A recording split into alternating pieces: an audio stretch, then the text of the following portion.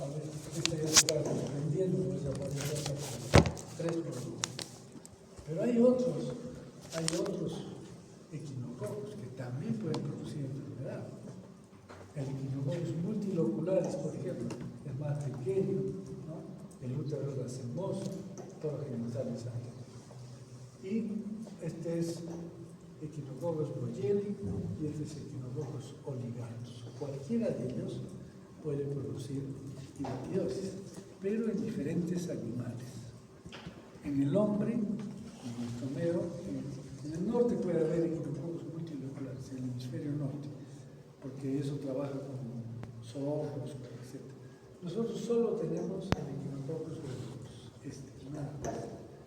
¿Que existen estos? Sí, pero en nuestro medio, en América, solo tenemos el Echinococcus granulosus. ¿Ya?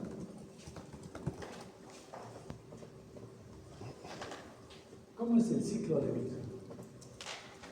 El ciclo de vida tiene un hospedero definitivo y un hospedero intermediario. ¿Sí? ¿Cuál es el hospedero definitivo? Pero también puede ser el chacal, el zorro, etc. Pero en nuestro medio, ¿cuál es? El perro. Bien, entonces, ¿qué va a tener el perro? El perro tiene el adulto, el Echinococcus granulosus. Es decir, esta tiene de medio centímetro, que tiene 4 ventosas y doble córneo ancho. ¿Cuántas tenias tiene? Miles de tenias en el intestino. Entonces, ¿qué va a hacer el perro? El perro elimina, generalmente no elimina las proteínas que están fijas, lo que elimina son huevos. Huevos de tenia SP, huevos del Echinococcus granulosus. ¿Y dónde cae esto? ¿Dónde defeca el perro? En el pasto. Porque esta es una enfermedad que se da en el ganado, o sea, en zonas ganaderas. Entonces elimina los huevos, caen acá, ¿y qué hace el ganado? Al comer estos pastos va a ingerir los huevos de Echinococcus granulosus. Y entonces estos huevos van a llegar al aparato digestivo. Como todo huevo de cesto, ya tiene que pasar por el estómago, ¿se acuerdan? Ahí se activa y cuando pasan al intestino eclosiona el huevo. ¿Qué sale del huevo? A ver, pregunta otra vez. ¿Qué sale del huevo? ¿Qué saldrá del huevo? ¿Larvas? ¿Protiscólicas? El huevo mide 35 micras. El protoscólex mide 100 a 200 micras. La larva, centímetros, ¿no? Entonces puede estar todo esto dentro de un huevo. ¿Qué está dentro del huevo? El embrión hexacanto. 10.000 veces ya le estoy preguntando, ¿eh? ¿Sí o no? El embrión hexacanto. ¿Y qué va a hacer ese embrión hexacanto que sale del huevo? Dentro del intestino del ganado. Se pega a la mucosa. Igual que en cisticercosis, ¿se acuerdan? Se pega a la mucosa con sus 6 ganchitos, penetra, alcanza un vaso sanguíneo. Y por la vía sanguínea, ¿dónde va a ir? ¿Cuál es el primer órgano que va a atacar? El hígado. Entonces el hígado es el primer filtro para estos embriones hexacantos. Entonces algunos se quedan en el hígado, otros siguen su camino. Llegan al corazón, al pulmón, regresan del pulmón al corazón. Perdón. Hemos dicho que van al hígado, se quedan ahí. Otros pasan al corazón y van al pulmón. El pulmón es el segundo filtro importante de estos embriones hexacantos. Entonces, casi el 90%, 95% digamos, se quedan o en hígado o en pulmón, ¿cierto? Y otros todavía pueden pasar a circulación y pueden irse a otros tejidos. Pueden irse al cerebro, a ojos, a cualquier sitio. ¿Está claro? Entonces, miren, es importante que eso sepan. Que los principales lugares, órganos donde llegan estos embriones hexacantos son el hígado y luego el pulmón. ¿Puede pasar? Sí, puede pasar a otros. Pero en el ganado, por ejemplo, ahí se quedan todos. Hígado y pulmón. Muy bien. ¿Y qué hace este embrión hexacanto de 30 micras en el hígado o en el pulmón? Empieza a vesiculizarse. Igual que el cisticerco, ¿se acuerdan? Se vesiculiza. ¿Qué significa vesicularse? Crear una cavidad dentro que se llena de líquido y empieza a crecer. Dicen que crece un centímetro por año. depende del tejido, depende de la edad del paciente, pero en el ganado crece rápido. Y se forman varias, a partir de cada embrión y sacanto se va a formar una hidatia en el ganado. Entonces vamos a tener que el hígado de estos animales está con muchas hidatias, el pulmón también, ¿no es cierto? Entonces, ¿qué es lo que pasa? Cuando matan a este ganado, miren cómo va a encontrar así el hígado o el pulmón, lleno de unas bolsas de agua, ¿no? De líquido, que son las hidatias. Si tú eres ganadero, ¿qué harías con esto? Lo vendes para la gente, no lo va a comprar. ¿Te lo comes? Tampoco. Aquí se lo al perro, porque te lo se lo dan al perro. Y el perro se come todas estas vísceras. ¿Y qué está comiendo? Porque dentro de las hidatias hay estos protescoles. Por eso hemos dicho, si no tiene protescoles, es infértil, no se va a infectar. Pero si es fértil, tiene muchos millones de protescoles. ¿Ya? Entonces el perrito se come estos protescoles. Llega a su intestino y ¿qué hacen los protescoles? Cada protescoles da origen a una nueva EPI, a un nuevo Echinococcus granuloso, a un adulto, que se fija, se vagina este protescolex, se fija la mucosa y forma todo el Echinococcus granuloso. ¿Está claro? Repetimos porque esto es importante, este ciclo, si no lo entienden bien, van a tener problemas. El perro que tiene el Echinococcus granuloso, miles en su intestino delgado. Todos estos donde viven, intestino delgado. Elimina huevos. Estos huevos caen al suelo, el ganado los come, el ganado ingiere, pasa por el estómago, se activan estos huevos y llega al intestino oclusal. El embrión y sacanto que sale, se fija la mucosa con sus ganchitos, penetra la mucosa, alcanza un vaso sanguíneo. ¿Dónde va a ir? Al hígado, primer filtro. Ahí se quedan algunos embriones. Otros pasan al pulmón, también, y otros pueden ir a otros. ¿Cuál es el tema? Que de cada protescole empieza a vesiculizarse y se forma una hidatia en el ganado. Y estas hidatias, como no las comen, no se pueden comercializar, generalmente se le dan al perro. Y el perro va a comer estas hidatias con miles de protescoles. Y estos protescoles van a formar cada protescoles en el intestino del perro, que va a formar un adulto. ¿Está claro? Entonces, perro, hospedero definitivo. El ganado es hospedero intermediario. ¿Por qué es hospedero intermediario? Porque tiene la larva. ¿Cuál es la larva? La hidatia. ¿Está claro? En este caso, la hidatia generalmente es más grande que el adulto. El adulto mide medio centímetro y la hidatia puede tener 20 centímetros.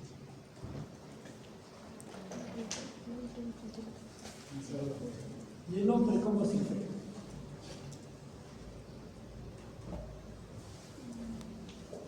El hombre se infecta igual que el ganado, hace veces de hospedero intermediario, pero ahí se queda. Entonces, ¿qué va a ingerir? Estos huevos que están en el suelo del perro. El perro defeca, tiene papel higiénico el perro, se baña. Entonces, ¿con qué se limpia? Con la lengua. Y entonces todo su pelo lo llena de huevos de Echinococcus.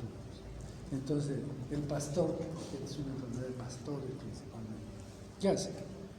Juega con el perro, lo abraza, comen juntos, etc. Hasta duermen juntos, ¿no es cierto? En las zonas ganaderas. Y este perro que ayuda a cuidar al ganado ya está infectado, pero infecta también a niños, que son, los pastores realmente son niños, 13 años, 12 años. Y entonces ellos van a ingerir los huevos. Pero también los pueden ingerir a través del jugo de ganado o de generalmente la mano. Como lleva el aparato digestivo del hombre, igual va a llegar el embrión y sacanto, ¿no? O el huevo, se activa en el estómago, llega al intestino, sale el embrión y sacanto. ¿Y dónde va a ir el embrión y sacanto? A la mucosa, hígado, ahí se quedan unos, a pulmón, otros, y puede todavía regresar algunos embriones sacantos y a cualquier tejido. ¿Está claro? Entonces, hace exactamente como el ganado. Y ahí se queda, porque las vísceras del hombre no se las van a dar perro. Entonces la patogénesis. Acá está la membrana germinativa, que es delgada, la capa laminar. ¿Esto qué será? ¿Cómo se llama esta? La germinal. Adventicia, que es del orquídeo, y esto es tejido sano, ¿no es cierto? Ay, Entonces, adventicia, capa laminar, capa germinativa, capa laminar, adventicia, tejido sano. ¿Queda claro? Hay poca reacción inflamatoria. Casi no hay, no hay inflamatoria. Entonces, la patología. ¿Qué daño va a causar este gusano? Daño mecánico. Es una estructura grande y va a ocupar un espacio. Entonces, causa daño, puede comprimir vasos, bronquios, conductos biliares, daño los órganos. También produce daño compresivo, daño inflamatorio está en duda porque en realidad no es tan importante, ¿no? Porque además hay mecanismos de acción complementario también. ¿Cuál será su principal mecanismo? Su capa, porque no es estimulante. O sea que mientras que el quiste esté sanito, no hay problema. El problema es cuando el crecimiento hay un borde, se fracciona la capa cuticular o laminar y sale hay fracción del líquido hidratídico y entra en contacto con el tejido del orquídeo. Ahí sí hay una respuesta. Pero si no, crece.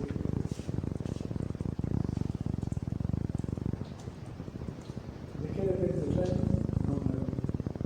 No lo tenemos que ver. Localización no es lo mismo tener que tenerlo donde en el cerebro. Integridad ambiental. Cuando está íntegro no hay respuesta inmediata, ¿cierto? Pero cuando ya no está íntegro, totalmente realmente, acá están desprendiendo las membranas, acá es se han formado varias. Esto generalmente es cuando hay una complicación, tiene que haber una complicación. Y esto es cuando ya empieza a alterarse para finalmente calcificarse. También se calcifica.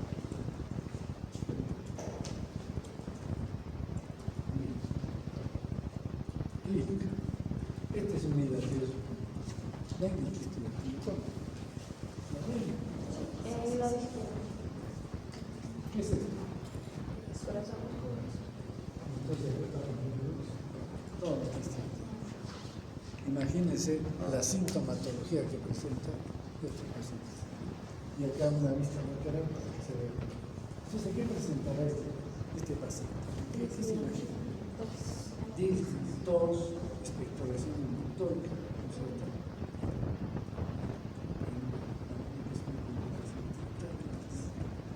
Entonces lo que va a presentar es disnea, dolor torácico, expectoración inductórica, ¿no es cierto? Entonces, miren qué interesante. Si uno palpa esto, ¿dónde que es arriba? Matidez, no hay ruido, no hay murmullo vesicular, ¿no es cierto? Hacia abajo, se puede ver, se altera totalmente. Pero esto es un quiste. Entonces, cuando nosotros vemos un joven de 20 años que viene con tos, expectoración, examinamos, hay una masa ahí, ¿en qué pensamos? Le preguntamos inmediatamente, ¿de dónde eres? Ah, yo soy de Azángaro. ¿Dónde es Azángaro? O de Melgar. ¿Dónde es la provincia de Melgar? O Sicuani. ¿De dónde? Sicuani, Cusco. Y esas zonas son endémicas de hidatitis. Pero si viene un paciente igual, viene de Suiza, ¿en qué pienso? Un tumor, no va a tener esto. O si es que es un paciente que viene de la costa, que tiene tos, expectoración, puede ser una tuberculosis. Entonces hay que pensar, pero un paciente que viene de Puno y le dicen, ¿en qué trabajas? En ganadería, soy pastor, viaje. sin necesidad de mayor cosa. Miren lo importante. Entonces, y esto aún es a nivel hepático. Esta es una tomografía que nos permite ver dos pistas. O el cerebro, ¿sí? Totalmente bonito. Es decir, no solamente se queda en hígado, no, sino que puede ir a otros. Claro, la clínica ya es propia, no vamos a entrar en este tema. Pero sería parecida a la cisticercosis cerebral. Sí, pero no es más agresivo, es mucho más, es muy grave. Y la diosopura también y produce ese. Y acá es interesante. ¿Qué ven? ¿Qué es esto? La cabeza de Cabeza enferma, esta es la cavidad cortical, ¿no es cierto? Perfecto. Una articulación perfecta. El cuello, perfecto. ¿Y qué ven acá? ¿Ven? ¿Dónde está la cavidad cortical? Todo está destruido, ¿no es cierto? Y está destruido a tal extremo que mire. ¿Qué encuentran acá? La articulación torsofemoral, ¿cierto? Pero además van a ver otra cosa, la rama isquiotibiana, ¿cierto? Acá está el normal. ¿Qué ha pasado acá? ¿Dónde se está yendo?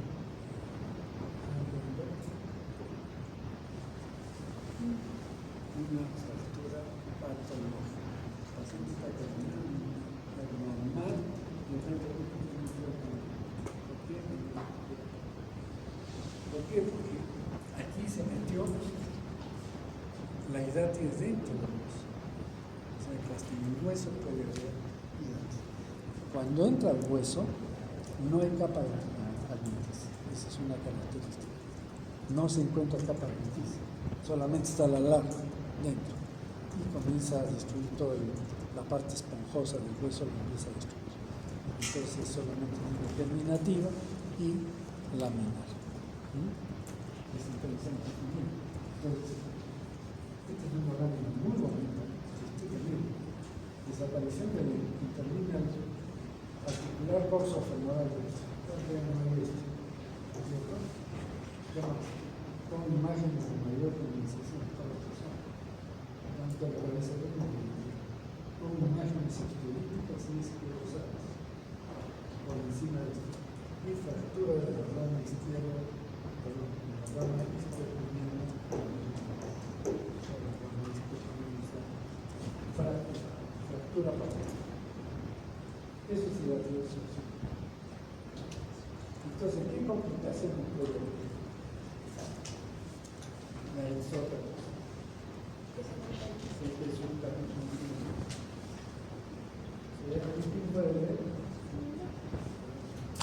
Paciente de sexo femenino de 6 años de edad con antecedentes de mal incremento natural que presentó un episodio de tos y hemoptisis, lo cual motivó su ingreso. En el examen físico la mostraba enflaquecida y en el examen pulmonar destacaba murmullo pulmonar disminuido, respiración soplante y crepitantes en base derecha. Esto es una resistencia.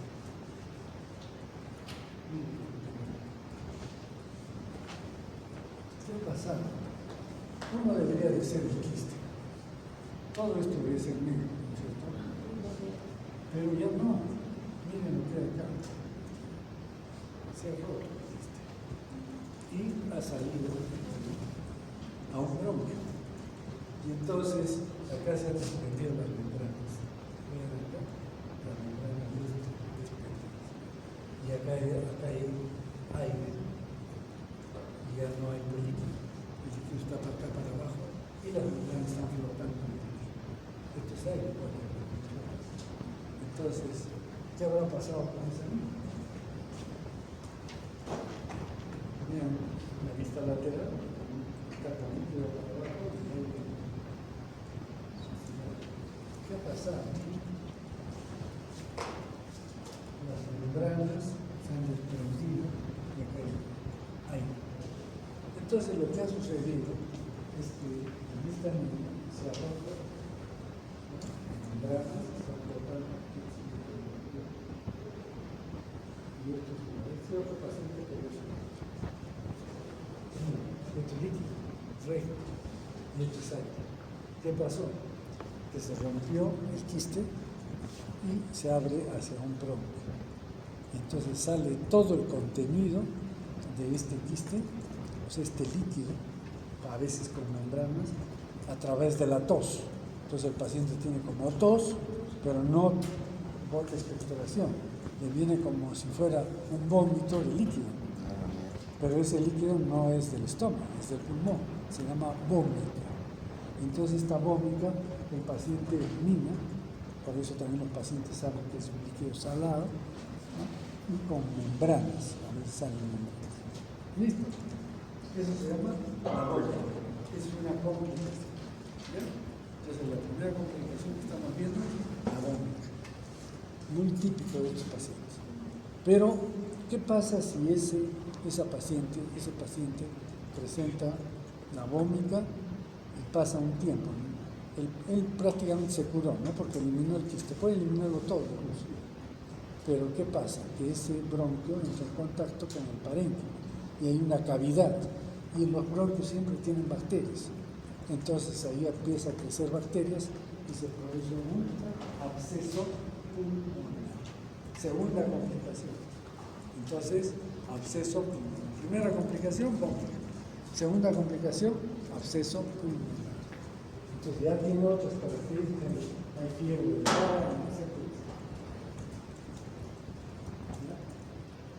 Seguimos. ¿Qué más? Si el quiste, este quiste se rompió al bronquio, ¿cierto? Pero si el quiste se rompe, esto digamos el quiste, y si se rompe al bronquio, da esto, la vómita. Pero ¿qué pasa si el quiste se rompe a la cavidad pleural? ¿Qué pasará? No es un derrame, es hidrotórax. Entonces se llena de líquido. Puede ser, pero ahorita vamos a ver, todo esto se llena de líquido, ¿no es cierto? Todo el líquido de aquí se llena de cada uno. Eso se llama hidrotórax. Pero otras veces se rompe hacia la pleura y también hacia el bronquio. Y entonces, ¿qué pasará con el pulmón? Se colapsa, se vuelve así, ¿no es cierto? Es como cuando, tengan cuidado, porque acá hacen estos delincuentes en estas calles, ¿eh? Van con una puntita, se desmayan. ¿Por qué? Porque hacen una motora aguda. Entonces, ¿qué se llama? Se pincha y eso es un neumotórax, ¿no es cierto? Entra aire de fuera y cae la pena. Pero otras veces hay vómita, pero hay vómita, o sea, hay conexión con esto, también hay un hidroneumotórax. Entonces, todas esas complicaciones puede haber a nivel pulmonar.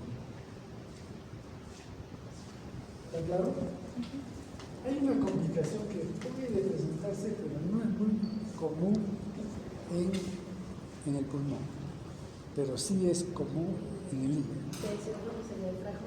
¿Qué pasa? A ver, vamos por partes. Primero, que hay hepatomegalia, pero la hepatomegalia no es porque el hígado ha crecido, sino es que el quiste desplaza un poco del hígado, entonces no puede palpar. Y a veces, pues, hay alguien que se le ocurre palpar con fuerza, ¿no? Bruscamente. Mucho cuidado con estos pacientes. Pero otras veces, que es lo más común, es que están jugando, le cae un pelotazo, por ejemplo, o se golpean con algo. Entonces, ¿qué va a suceder? Que se rompe el quiste y sale a la cavidad peritoneal. Ahí hay un cambio. La primera complicación que puede haber es un shock anafiláctico. ¿Por qué un shock anafiláctico? Si es que el paciente se sensibilizó, ¿se acuerdan que les dije cuando la hidratia se rompe un poquito y sale líquido, entra líquido fuera de los tejidos, ya tiene una respuesta inmune, tiene anticuerpos. Y cuando se produce esta ruptura hepática, cae gran cantidad de líquido hepático a la cavidad peritoneal. Y esto es como una esponja, se absorbe todos estos antígenos.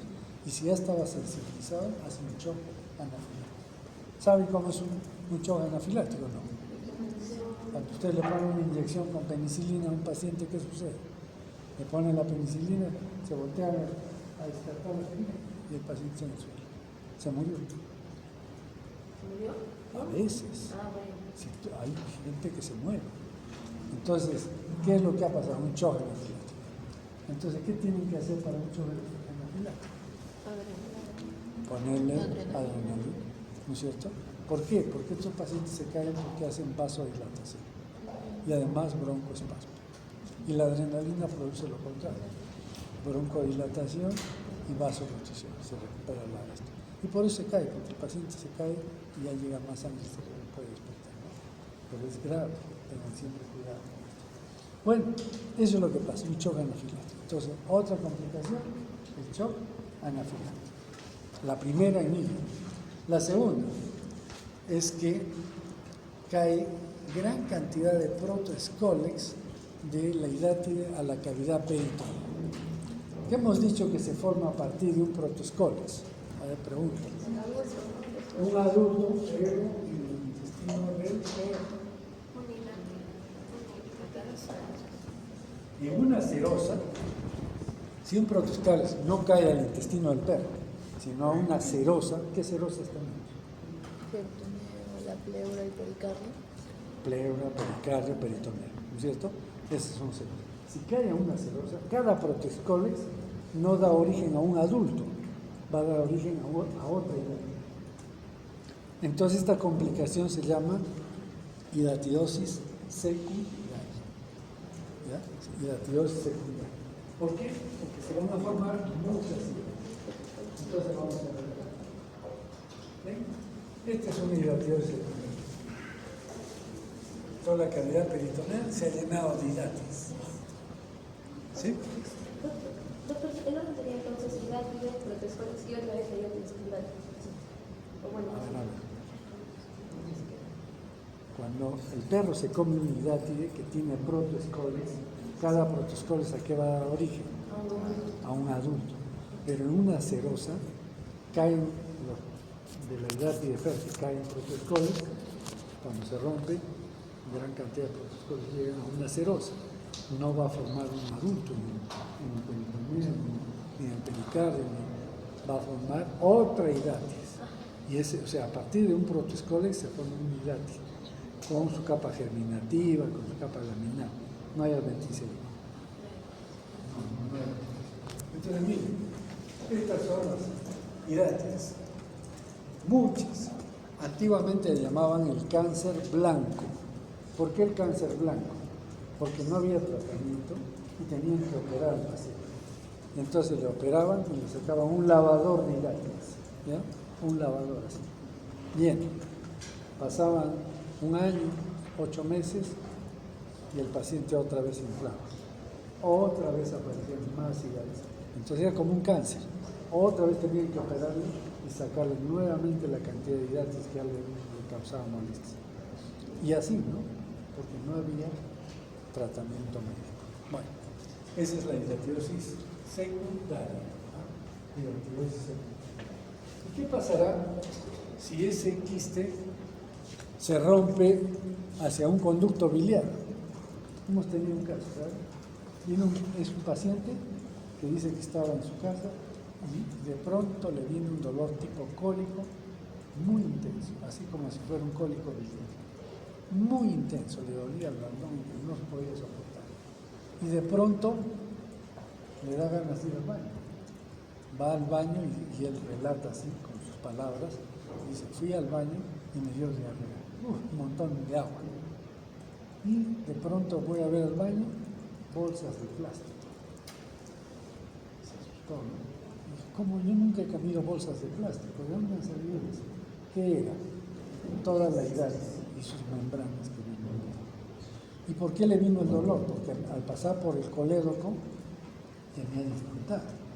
Y eso se obstruye por la gran cantidad de membranas. Y da pues un cólico como si fuera una litiasis vesicular.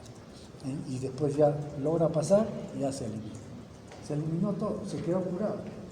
Pero esa cavidad que estaba en el hígado se llena de bacterias. ¿Qué otra complicación puede haber? Absceso hepático. Absceso hepático. ¿Se dan cuenta? Entonces no es tan sencillo esto, hay muchas complicaciones que puede dar. Y esto es lo que les decía a nivel. Miren, este es un hígado y se rompe y se mete por acá y sale por los ojos. Puede también ser eso, ¿no? O esto, el hígado pasar al pulmón, se abre por la pleura y hace un hidro, o acá sale para acá y además hace acá un hidroneumotóxico. O sea, hay una serie de combinaciones. Entonces, continuamos, ¿ya? Es bien interesante, es muy bonito.